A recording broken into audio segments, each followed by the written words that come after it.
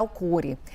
Theo, quando a gente fala de possíveis omissões de Mauro Cid ao prestar depoimento à Polícia Federal, a gente fala, por exemplo, daquelas mensagens do celular dele que foram deletadas e recuperadas pela PF. Mas, Theo, pelo que temos de conclusão desse depoimento, Moraes ficou satisfeito com o que ouviu.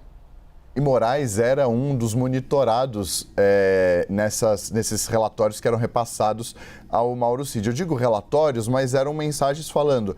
Ele perguntava, por exemplo, onde a professora está, um codinome que era utilizado pelos militares que faziam o monitoramento de Moraes para se referir ao ministro de maneira que não deixasse rastros. No final das contas, deixou porque a polícia cruzou as informações com a agenda pública do ministro e também com as passagens aéreas e com os voos que ele realizou naqueles períodos. Então, esse monitoramento era realizado e era repassado a Mauro Cid. O que ele explicou ontem ao próprio ministro é que esse monitoramento era com o objetivo de, em determinado momento, flagrar Moraes, naquele período, com integrantes da campanha de Luiz Inácio Lula da Silva, para mostrar uma relação próxima uma suposta relação próxima, obviamente, entre Moraes e a campanha de Lula, com o objetivo de beneficiar o então candidato à presidência contra Jair Bolsonaro.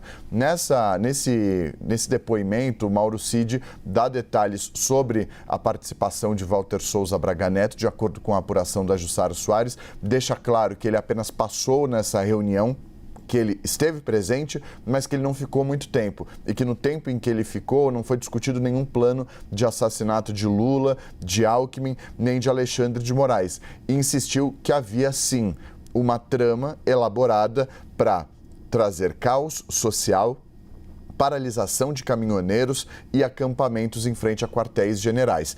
O caos social também viria dessa paralisação. Você vai se lembrar, e quem acompanha a gente também, logo após a vitória de Luiz Inácio Lula da Silva, houve uma paralisação e bloqueio de rodovias pelo Brasil. Tanto é que foi a primeira vez que Jair Bolsonaro se pronunciou, não admitindo a derrota, não aceitando o resultado das eleições, mas depois de muita insistência, de uma costura do seu entorno, que envolveu ministros do Tribunal de Contas da União, aliados como, por exemplo, Tarcísio Gomes de Freitas, pediu que esses manifestantes radicais desbloqueassem as rodovias, fora, obviamente, essa trama para alimentar os quartéis, os acampamentos em frente aos quartéis.